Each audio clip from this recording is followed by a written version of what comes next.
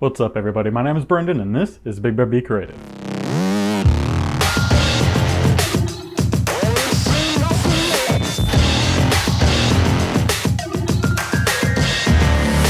Welcome back everybody to another Friday how-to photography tutorial day. So we're going to continue this week along with the same kind of thing we were doing last week in terms of beginner photography tutorials. Last week we touched about everything you need to know about Aperture, different settings, what it means, all that kind of stuff. So today we're going to continue that with shutter speed, which is another one of the 3 pillars of photography, something you need to know about photography if you want to master either your camera or become a professional at it. Whatever your goal is, you need to know about these 3 pillars. So like I said, today we're going to be talking about shutter speed, and to help you kind of understand everything you're going to learn here today, I'm going to help break it down for you. So first we're going to talk about basically what shutter speed is, what the function is, and then we're going to move a little bit into how it's measured, and then from that base we're going to talk about basically the effects that it gives you and how it's going to change every single one of your photographs that you take. And then obviously from there I'm going to tell you how or what kind of settings of your shutter speed you need to use to get those kind of effects. That's the best way I could really describe it, is like an effect. But yeah, so then we're going to go into kind of what settings you need to use for that. I'm going to sprinkle in some pro tips along the way for you to just kind of get a better grasp, or things that you should be doing along with. So just to make sure that you guys are getting the best photos that you can. And then from there, I'm basically going to give you a kind of summary, I guess, of basically everything that you'll need to know about shutter speed for where it is on your camera, how you change it, what it's going to look like, kind of stuff like that. So for all that said and done, let's jump right in with the first one, probably the most important. What is shutter speed? So basically in a camera, the main thing that's actually taking the photo is your sensor. That's what's actually reading the light and actually forming your photographs. So a shutter is basically a curtain that is in front of that sensor that's going to block the light from hitting it. Now, whenever the curtain is drawn, whenever you hit that shutter button on the type of camera that actually tells your camera to take the photo, it's going to draw back that curtain for a certain amount of time. Now, that time that the curtain is drawn, that's shutter speed. So basically your shutter speed is how long your sensor is open to reading light. It's the best way, and you can really describe it. You'll kind of notice this along the way that, well, 2 things you'll notice: that photography is basically the art of capturing light for a reason. All the settings that you have to choose for your camera all has to deal with light. It's the same with Aperture last week, it's the same with shutter speed this week, and it'll be the same kind of thing with ISO that we'll cover next week. So make sure you're subscribing so you can make sure you're watching that tutorial as well, just so you can finish up the 3 pillars, and also just stick along because we do a lot of photography stuff. But yeah, and then the second one you're going to notice is that a camera and a lens is very similar to basically how your eye works. So like we said, the shutter speed is basically the time that that curtain is drawn, letting in light. So now that we kind of know what it is, how is it measured? Well, shutter speed is measured in seconds. It's either going to be full seconds or fractions of seconds, and we'll go more into kind of what those each do a little bit later, but that's basically how it's going to be measured. And you'll see it as either a 1 over number, which is going to be the fractions of a second, or you'll see it as a full number and the little fraction symbol, not fraction symbol, second symbol on the side, like the quote symbol. But yeah, so those are what you're going to see it as. Those are what it's measuring as. Like I said, the 1 over number, that's going to be the fractions of a second, and then you have the full seconds, which we'll get into now. So basically you're going to have 2 different kinds of shutter speed photography. You're going to have stills and you're going to have long exposures. Now when you hear the term exposure, typically that means that we're talking about brightness, how bright the photo is or how much light is in the photo. It's also going to be referred to simultaneously as shutter speed. So the term long exposure basically just means you're using a long shutter speed. You don't really hear quick exposure, although you can very well hear it. Most people just say quick shutter or something along that lines, but those are the 2 different kinds of photography that you're going to get, which is going to play into how it affects your actual photographs themselves. If you could hear dogs in the background, shaking, collars, bells, anything like that, they're playing. They just wait until I start filming to do this. But so the quick and long is basically going to play into the kinds of effects that you get with your photos. So obviously So far you know that shutter speed is the time that light is coming into your photo. You also know a couple other things, but for this main purpose here, you know that shutter speed is basically the amount of time the light is coming into your sensor. Did I say photo earlier? I meant sensor. But yeah, so obviously you could go from there that it's going to affect how bright or how exposed your photograph is. Now, if you have a photo that's too bright, that's going to be called overexposed. If you have a photo that's too dark, that's going to be called underexposed. So again, we got exposed or exposure. That's going into the same thing as shutter speed or how bright a photo is, things like that, because they all have to deal with each other. So shutter speed is going to help you control going between an overexposed and underexposed so that you're getting the perfectly exposed photograph. Aperture also will play a little effect in here. So like I said, watch Friday's video if you haven't already. I'll link it in the card above. So that, or I think it's over here. Yeah. Links over here. Yeah, so make sure that you can check that out to learn a little bit more and to make sure you're getting properly exposed photographs. But shutter speed is going to affect it because you're going to allow light into your photograph for a certain amount of time. So I'll throw up two photographs, same composition, with a longer exposure or a longer shutter time, shutter speed, and then a quicker shutter speed. And you'll see the big difference here. So the one on the left was shot with a much longer exposure, meaning a lot more light is in it, giving you a more overexposed photograph. Now the one on the right is much darker, meaning you took a much quicker shutter, or you had a quicker shutter speed, meaning you're not going to have as much light in it, meaning it's going to be a little bit underexposed, you're not quite seeing the rocks. Now, if you stay tuned and subscribe, because Sunday we're going to do a photo editing video, then I'm going to show you how you can blend two different photos using two different shutter speeds to get one photo that's fully properly exposed. Because like with that photo that you guys just saw, that one looked good for the sky, but the other one looked good for the rocks. So if you blend those together, you're going to get a perfect all-around photograph basically. But it's very hard to get actual just through one photograph, just because you're trying to get a certain kind of look and there's too much light. So make sure you subscribe so that on Sunday you could see that. But yeah, so that's the main way that your shutter speed is going to affect how bright or how exposed your photograph is. At the same time, it's also going to affect your sharpness and motion blur, which is the next effect, because doing either way, using the long exposure or the longer shutter speed or the quick shutter speed, is going to give you one or the other. So basically, if you have an element in motion and you want to capture it, basically freeze time, so you see exactly what it's doing in that split second, perfectly sharp and everything like that, where there isn't anything blurry, it looks like you just exactly freeze time. You're going to want to shoot with a much quicker shutter speed, because a quicker shutter speed, basically, this is where I was talking about earlier, how where your eyes and your camera and lens are very similar. They work along the same way. So basically, well, they work similarly, but your camera is actually going to be a lot better at it. So basically the way that our eyes work is that we bring in the light that's reflecting off of objects, bouncing off of them, and that's what gives us shape and color. It's the same way for your camera.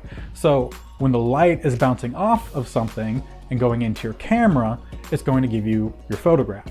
So if you're shooting a much quicker shutter speed, that object isn't going to be moving as much in that time frame. The light's not going to be moving, meaning you're going to get that freeze frame, that time that is just frozen, so you get that perfectly sharp photo.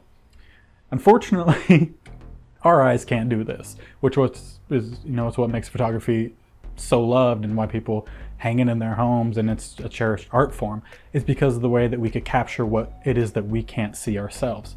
But it plays the same way with long exposure in terms of light. So let's say that something is in motion, right? Well, the light's going to play off it differently. That's what shows it in motion to you. Well, your camera is going to see it a little bit different. It's going to actually blur that thing that is in motion, because it's seeing that light from every split second that it's open for, like every fraction of a second that it's open for. So as long as the shutter speed's going, you're going to see it's going to basically bring in the light from that whole motion, giving you a blur. So that is basically what long exposures do, is it's going to blur an object. Now that doesn't mean that everything in your photograph is going to be blurred, because, pro tip, you're going to use a tripod. But the issue you're going to come into with these is that, sure, you want to take that still frame, you want to freeze that object, but that goes along with the same thing as your exposure, where it's a quick one, so you're not bringing in as much light. So you kind of have to play with basically how quick the actual shutter is going to be going, how long it's going to be open for, as well as you're going to have to play with the aperture to make sure that you're bringing in enough light, and every now and then you'll play a little bit with the ISO, but we'll talk a little bit about that again next week, so I'm not going to ruin it for you. But yeah, so you're just going to have to play with these to make sure that you're getting exactly what you want.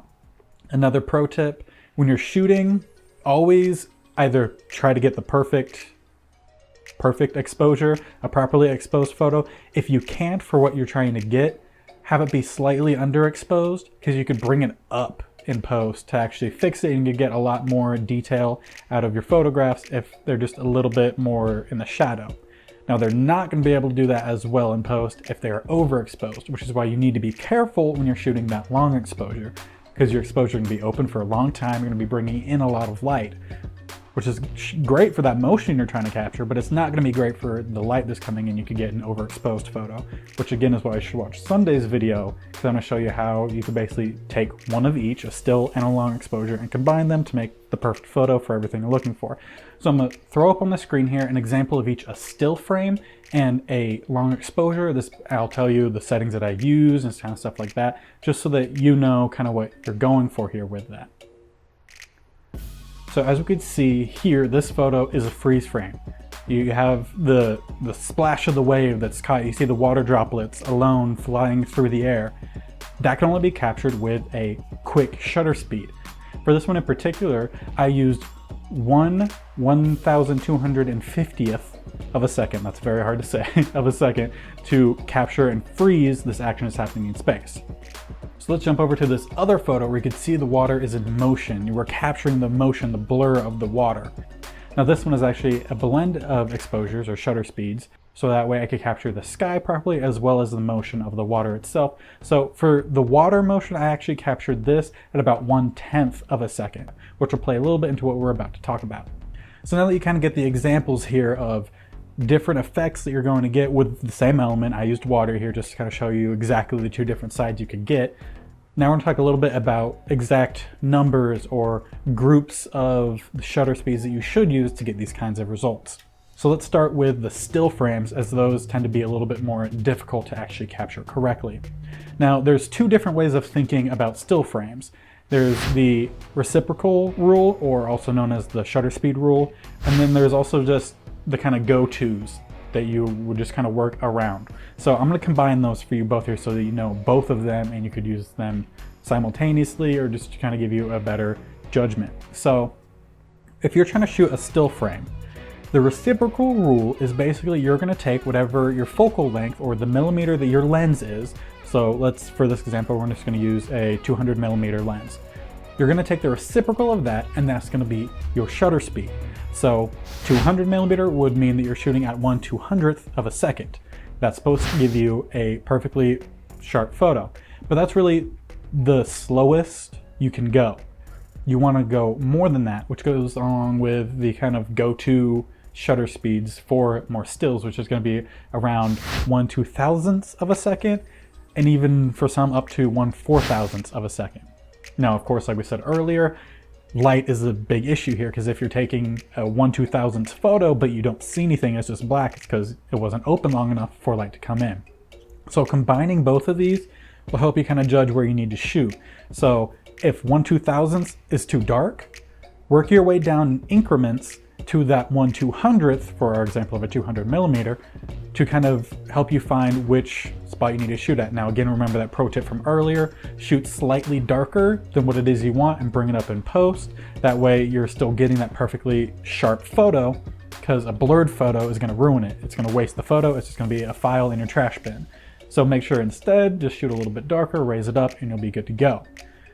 And now again, if you could even go higher to 1/4000th. At that case, you're really going to need a lot of light. So either play with the aperture or a little bit with the ISO, or just again go down to around that 1/2000th. One more thing I just want to touch on with the reciprocal rule, because it's very important and it's something that I didn't realize when I actually started using this to capture my still frames, is that for some cameras, you actually have to do a little bit more math. Which I'm sorry, I know math sucks sometimes, but it's photography, so you have to do it. But basically, if you're shooting on a camera with a crop sensor, which is going to be most DSLRs, if not every single DSLR, you're going to have to do this additional math. If you're shooting on a full frame, don't worry about it, your work is done. But as a beginner, you're probably just shooting on a DSLR, and probably more of a beginner DSLR at that. So for a crop sensor camera, basically you're gonna do just one more step when it comes to calculating whatever your reciprocal is. So using that same 200 millimeter that we used earlier, you're basically going to use that 200 millimeter and you're going to times it by whatever the crop sensor is for your camera. I shoot on a Nikon, so mine is 1.5. I believe it's the same for Sony, and I think Canon is either 1.6 or 1.7. I'm not sure. Fuji, I just don't know, unfortunately, because actually there's a Fuji camera I want to get. But so basically, if you don't shoot on a Nikon, go ahead and just Google your camera and you'll find it really quickly. Just Google insert camera name here, crop factor, and it'll tell you. So like I said, mine is 1.5. So we're gonna take that 200 millimeter times 1.5, and that's gonna give us 300 millimeter. Now we take the reciprocal, which means we're gonna be shooting at minimal at 1/300th of a second. Now, in terms of long exposures, capturing that motion, a lot of people are going to tell you that you're gonna need to shoot at about a second or longer. In my own experience and in my findings, I found that that's not exactly the case. It's very close, but for like that photo I showed earlier, you see the blur of the water. It looks perfect, right? At least I think it does. You should think it is too. But yeah, I think it looks really, really nice. That was captured at 1/10 of a second. That's basically where I would say long exposures begin, at 1/10 of a second and slower. So in terms of what your camera body itself can do, that's going to be 1/10 of a second to a full 30 seconds. Now, of course, you could go longer than this if you're using a remote shutter release. Basically, you lock it down and then it's going to be taking the exposure or the shutter as long as you have that button locked down. If you could hear my dog sneezing and playing, I am sorry. But yeah, so using a remote shutter release is going to allow you to take a much longer exposure than that 30 seconds. 30 seconds is the slowest or longest, I guess, that your camera can shoot in terms of shutter speed. So let's summarize everything we've gone through here, because this was a lot of information for you guys. So shutter speed, basically that's going to be the amount of time that your sensor is open to capture light, which means basically the amount of time that you're actually taking a photo for, because photography is part of capturing light. But yeah, so shutter speed, amount of time capturing light. Shutter speed is also measured in seconds. It's either going to be full seconds or fractions of a second. So you'll see it as either a 1 over whatever it is. So for the reciprocal rule, will be 1/300th, or if you're shooting for as long as your camera can allow you, it's going to be 30 seconds. And now you can find all this information on your LCD screen or in your viewfinder. And you'll recognize it by either that fraction or the number with the second symbol. Like I said, it's going to be on your LCD screen.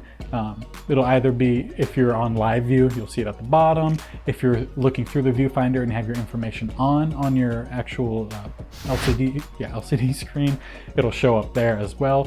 It'll also show up in your viewfinder as well. It'll just be a small number. It doesn't always show up as a fraction for a lot of cameras. It'll just be the bottom, like the denominator of the fraction, and then the seconds will actually have that second marker, so you won't get confused or anything like that. Shutter speed's also going to affect how bright your photo is, and it's also going to affect if it's a freeze frame, if it's basically going to capture time standing still, or if it's going to show the motion of something in terms of long exposure. So then from there, go into kind of which parts of shutter speed is best for those effects. So for that motion effect, you're going to want to shoot between 1/10 of a second to your camera's slowest 30 seconds. Now, if you want to freeze time, you're going to need to use that reciprocal rule, either the 1 over the lens millimeter or the 1 over the lens millimeter times your crop factor. Whatever one refers to your camera, make sure you're using that. And that's going to be your minimal amount of shutter speed that you could go to. It's also a good idea to just stick around 1/2000th of a second, sometimes even 1/4000th of a second.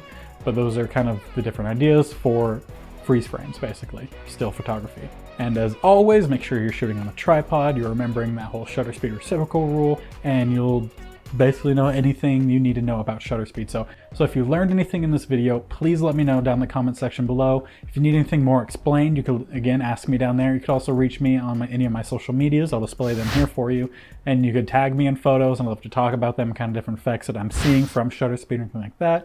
Or if you just have any questions about shutter speed in general and the photos that you're posting, again, I would love to help you as much as I can. So make sure you're commenting either down below or on my social media. Also, make sure that you are bear pawing that like button. It's really going to go a long way, and one, telling me that I need to keep making these videos because you guys are enjoying them, but it's also going to help promote it to other people who are looking for the same information as well. And also make sure you're subscribing. As I mentioned throughout this video, we do these kind of things every Friday. Last week we did Aperture, today we did shutter speed. Next week we're going to do ISO, and we'll do a lot more after that. So like I said, Fridays they're all how-to videos, tutorials, just to help you guys get better at your own photography. And then Sunday we also do photo editing videos where I basically show you how I edit my photos. Again, it's going to help you learn a little bit too about how you could edit photos. It also just lets you see a little bit of my process, and I think it's just fun. I mean, I like watching photo editing tutorials, and not really tutorials, but just photo editing. I like seeing how things change and every artist different kind of view. So if that's something you guys like, again, make sure you're subscribing. Also too, make sure you're checking out that description box below. There's a lot of good information in there, including music I used in this video. There's also going to be some really good kind of other things you could like my blog, where I go a little bit more beyond basically whatever the theme of the week is. So like, obviously this video we did shutter speed. The blog is also about that. I just expand on it, give a little bit more detail about certain things. And then you could also find some links to my eco-conscious apparel, which we've designed on YouTube. I have videos all here for you guys to watch. They're really fun. They're nature-based, and they're also based on nature, helping nature in a more eco-friendly way, which is something I really like to do. You could also find photo prints. There's going to be a link there down in the description box as well of all the different kind of photos we've edited on this channel. So if you guys are looking for any kind of eco-conscious apparel, or if you need some nice photo prints for your home, I would appreciate you guys checking those out. They go a long way in helping support me, as well as, like I said, hitting that like button and subscribe button. So thank you guys for watching this video. Hope you guys are having a great day. Be safe during this time, and go be creative.